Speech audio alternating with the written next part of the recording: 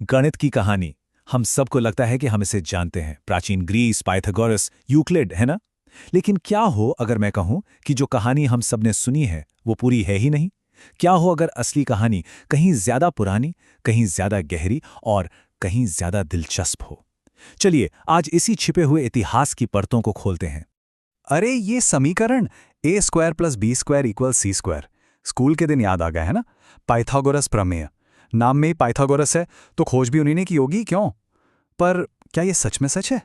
जवाब है बिल्कुल नहीं। ये देखिए, ये मानव शुल्ब सूत्र का एक श्लोक है और ये पाइथागोरस के जन्म से सदियों पहले लिखा गया था और इसमें वही प्रमेय बिल्कुल साफ साफ बताया गया है।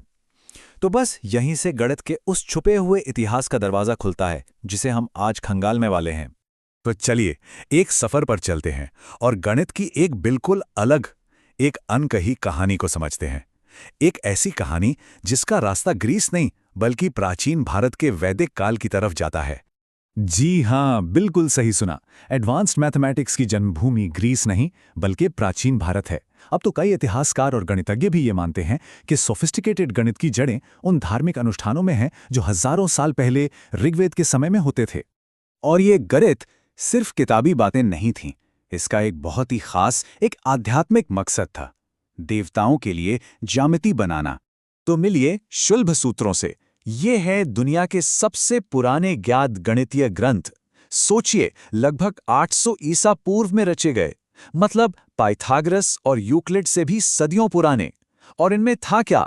यज्ञ की वेदियां बनाने के लिए इतने सटीक ज्यामिति निर्देश कि कोई भी हैरान रह जाए।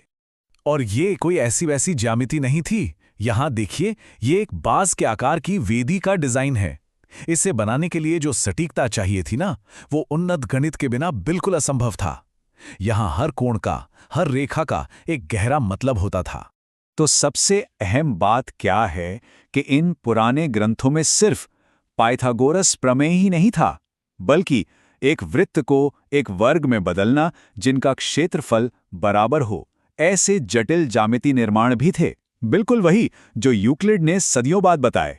ज्यामिति तो ठीक है, पर इसके अलावा भारत ने दुनिया को एक और ऐसी चीज दी जिसने विज्ञान और तकनीक का पूरा नक्शा ही बदल दिया। वो तोहफा था कुछ नहीं की शक्ति, यानी शून्य। जाहिर सी बात है, दशमलव और शून्य के बिना 6 अंकों का वेतन उतना आकर्षक नहीं लगता है ना। ये कार्टून बस मजाक मजाक में यही दिखा रहा है कि दशमलव प्रणाली कितनी जरूरी है और वो शून्य के बिना अधूरी है। और ये दोनों भारत की देन है। इस क्रांतिकारी प्रणाली के पीछे दो बहुत सरल पर जबरदस्त विचार थे। पहला, स्थानमान या प्लेस वैल्यू का कॉन्सेप्ट। मतलब एक अंक का मान इस बात पर निर्भर करता है कि वो कहाँ रखा है। और दूसरा, शून्य को सिर्फ एक खाली जगह नहीं बल्कि एक प्रॉपर अंक मानना। और यहां देखिए, हम जो अंक आज इस्तेमाल करते हैं ना, उनकी पूरी यात्रा पहली सदी की ब्राह्मी लिपि से शुरू होकर कैसे ये सदियों में विकसित हुए और आज पूरी दुनिया इनका इस्तेमाल करती है। ये एक सीधी लकीर है जो हम सबको सीधे प्राचीन भारत से जोड़ती है। पर इंतजार कीजिए, कहानी यहां खत्म नहीं होती।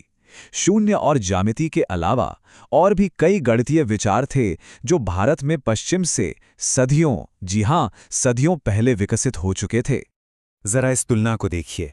जिसे हम आज पास्कल का त्रिभुज कहते हैं, उसे भारत में पिंगल ने लगभग 200 ईसा पूर्व में ही मेरू प्रस्तर के नाम से वर्णित कर दिया था। और ब्लेज पास्कल ने कब किया?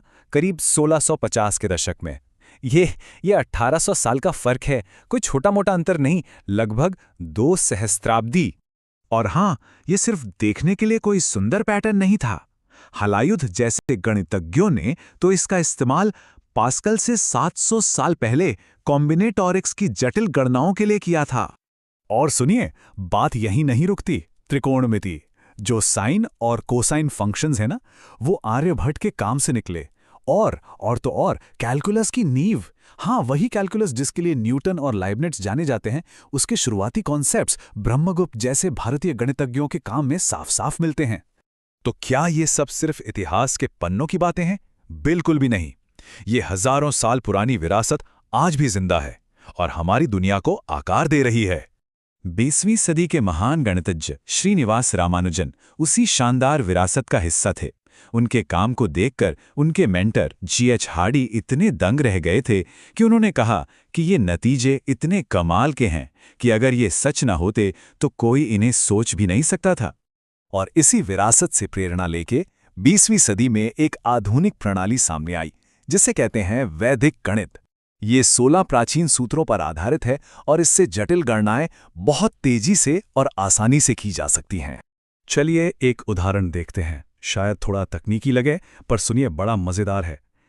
कैलकुलस में एक आम समस्या होती है किसी फंक्शन का डेरिवेटिव निकालना। मान लीजिए फंक्शन है x² - 9x + 14। अब एक प्राचीन सूत्र है द्विघात सूत्र। इसका इस्तेमाल करके इसका जवाब यानी 2x - 9 पलक झपकते ही आ जाता है। जरा सोचिए, एक प्राचीन तकनीक आज की जटिल समस्याओं को कितनी आसानी से हल कर रही है। तो चलिए एक बार जल्दी से दोहराते हैं, जिसे हम पाइथागोरस प्रमेय कहते हैं। दशमलव, स्थान मान प्रणाली, शून्य की अवधारणा और अंक, पास्कल का त्रिभुज और त्रिकोणमिति और कैलकुलस की नींव, ये सब गणित को भारत के कुछ अनमोल तोहफे हैं। ये सब एक बहुत बड़े सवाल पर लाके खड़ा कर देता है।